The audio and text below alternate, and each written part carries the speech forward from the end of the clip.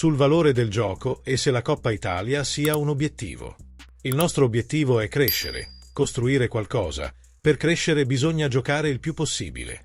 Quest'anno per certi aspetti è penalizzante per molti giocatori perché abbiamo solo campionato e Coppa Italia. Abbiamo giocato 2 partite, prima con il Modena, poi con il Palermo c'era la possibilità di dare spazio a giocatori che fino ad allora avevano meno spazio e domani avremo un'altra occasione concreta per saggiare un po' la crescita dei giocatori.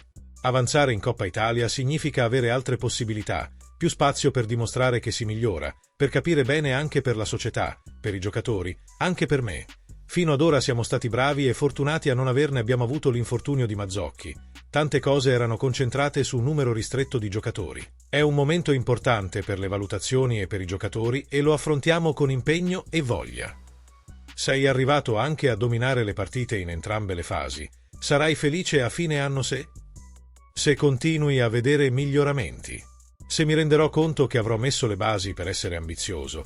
In quel caso sarò felice perché dobbiamo andare oltre il risultato e la posizione in classifica. Si stanno gettando, altrimenti anche una vittoria può diventare una vittoria effimera, ma sarò felice se capirò se ho gettato le basi per poi provare a restare lì e lottare sistematicamente per qualcosa. Ieri Marotta ha detto che il Napoli è favorito per lo scudetto. Lei cosa ne pensa? Ripeto, il direttore può dire quello che vuole, sicuramente conoscendolo molto bene, avendo lavorato lì.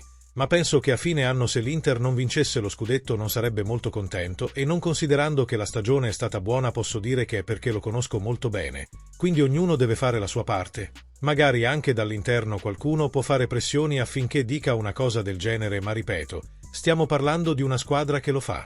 Non abbiamo 2 squadre, ma 2 squadre e 3 quarti, quindi niente di cosmico. Si concentrano troppo su di noi e forse non vedono chi li disturba davvero. Sono assolutamente convinto che queste siano parole che gli porteranno via il vento. Se non lo sopraffanno, non sarà molto felice. E molti dovranno porsi delle domande. C'era qualche riferimento all'Atalanta? Questo gioco di ruolo è funzionale anche a livello mentale e motivazionale. Tutti, ogni società, iniziano l'anno con degli obiettivi, poi possiamo dichiarare quello che vogliamo, ma alla fine ognuno sa internamente se gli obiettivi sono stati raggiunti oppure no. I fatti dobbiamo rispondere alla nostra società, alle ambizioni della società, agli obiettivi prefissati insieme. Il vero obiettivo lo sanno tutti, per me va bene, lo sappiamo, a inizio anno e lo ha detto anche De Laurentiis. Più volte. È un piccolo gioco che ti fa sorridere, lo fa. Sta a te parlare, ma poi bisogna portare a casa l'obiettivo e non le chiacchiere. Non credo che il direttore Marotta, se non vince, resterà calmo e tranquillo. Le scelte in Coppa Italia saranno meritocratiche, per dare spazio a chi ha giocato meno o in vista della doppia sfida.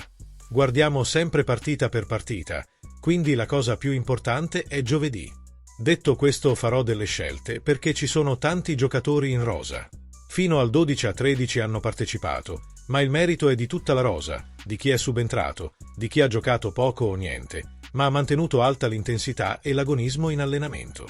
Voglio dire, se dico che c'è una crescita collettiva ed è perché penso che si possa davvero valutare il gruppo, ed è importante per me, per la società, tenendo conto anche di qualche infortunio o influenza o quant'altro, se siamo ben attrezzati fino alla fine o se dobbiamo guardare a noi stessi. È uno spazio molto importante per chi ha dimostrato di meritarsi questo spazio. Quindi spero, ma sono sicuro, che ci sarà una grande risposta come è successo con Palermo. Non dimentichiamo che tutte le partite dovranno essere giocate con i titolari.